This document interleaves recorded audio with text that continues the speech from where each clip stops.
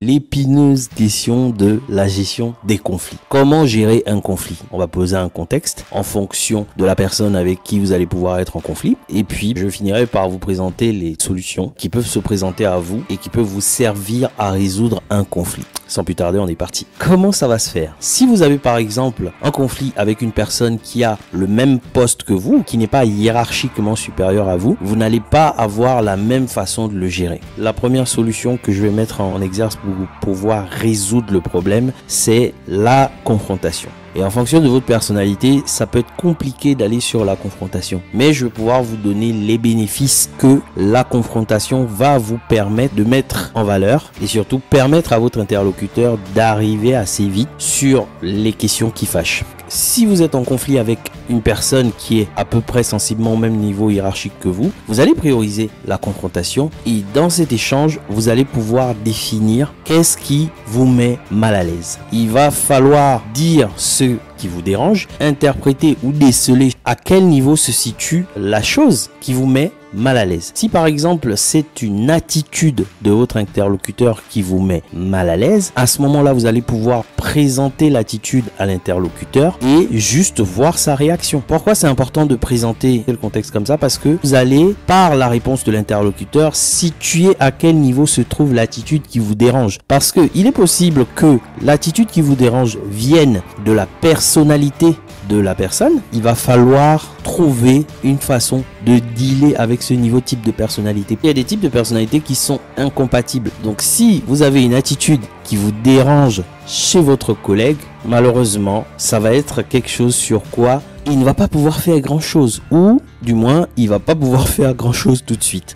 Parce que la chose la plus compliquée, c'est de travailler toujours sur sa personnalité. Donc, si un collègue décèle une attitude qui le met mal à l'aise et que c'est une attitude qui provient de la personnalité, vous qui avez provoqué la confrontation, il faudrait aussi que vous soyez au bon niveau d'abstraction pour pouvoir bien cibler le comportement, bien cibler que le fait que ce soit lié à la personnalité de votre interlocuteur et si c'est le cas, être tolérant. Vous avez décelé un comportement qui n'est pas résolvable assez facilement chez votre interlocuteur et lui demander de faire ce genre d'effort. Désolé, mais vous n'êtes pas le seul collaborateur avec qui il interagit dans l'entreprise.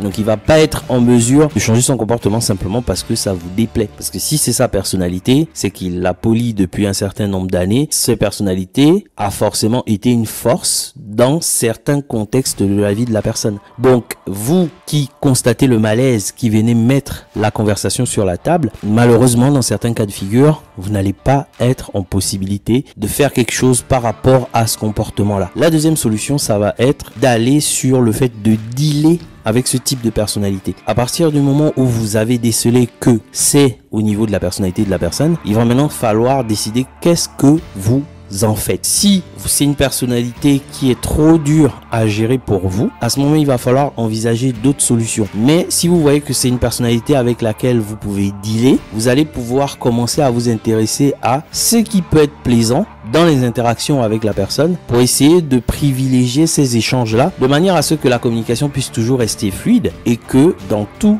vos situations de travail, vous soyez toujours en mesure de travailler correctement avec ce collègue.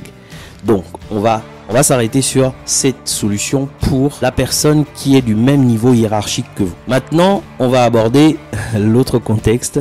C'est celui d'être en conflit avec un supérieur à vous. Votre référent, votre responsable, qui peut avoir plusieurs dénominations en fonction des entreprises. Donc, quand vous avez un conflit avec ce collaborateur, vous allez aussi pouvoir choisir la confrontation. Elle va vous permettre tout de suite de dire que l'autre interlocuteur puisse vous donner l'interprétation qu'il a des faits. L'objectif dans une confrontation, c'est de comprendre l'autre. C'est pas de venir accuser l'autre, c'est venir comprendre. Donc, si vous avez un conflit avec votre supérieur, vous allez demander une confrontation dans un endroit, une petite pièce, une salle de réunion. Vous allez être à deux et vous allez pouvoir émettre qu'est-ce qui vous met mal à l'aise chez votre supérieur. Vous êtes en face de lui, vous allez pouvoir lui expliquer et lui, il va vous donner ses réponses. Il va vous donner son interprétation.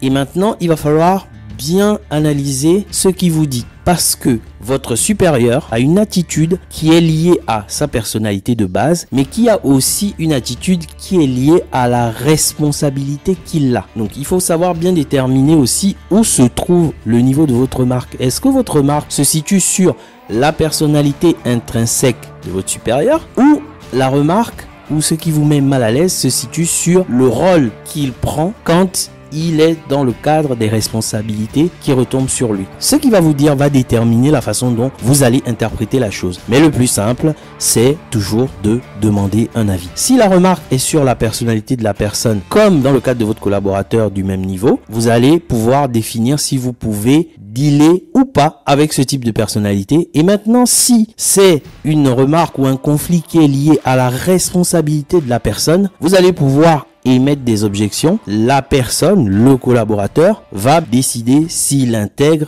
ou s'il ne l'intègre pas. S'il intègre, vous allez voir, vous allez pouvoir mesurer par la suite. S'il ne l'intègre pas, vous allez aussi pouvoir mesurer par la suite. Dans les jours qui vont venir, les semaines, les mois qui vont venir, vous allez pouvoir voir s'il y a du mieux dans la façon de faire les choses. Il y a une solution que je n'ai pas mise sur la table, c'est le fait que vous ne soyez pas en capacité de tolérer le comportement ou l'attitude de votre collaborateur. Donc, dans ce cas de figure, la solution, ça va être d'envisager le fait de démissionner. Oui, je l'ai dit, démissionner. À partir d'un moment donné, vous allez découvrir les personnalités avec lesquelles vous pouvez dealer et pas dealer. Bien entendu, la démission, c'est un dernier recours. Vous allez pouvoir voir si c'est possible de changer de service, si c'est possible de changer de collaborateur, si c'est possible. Enfin, vous allez pouvoir définir tout ce qui peut être possible.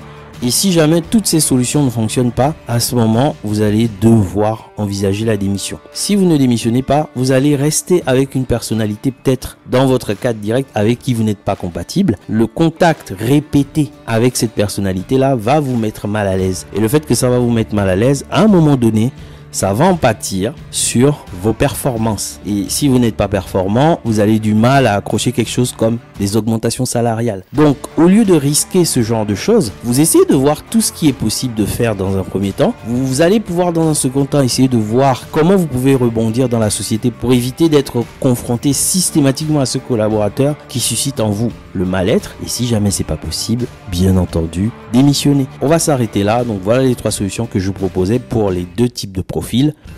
Vous jugez qu'est-ce qui peut être bon pour vous, et si jamais vous avez des suggestions, ça se passe en commentaire.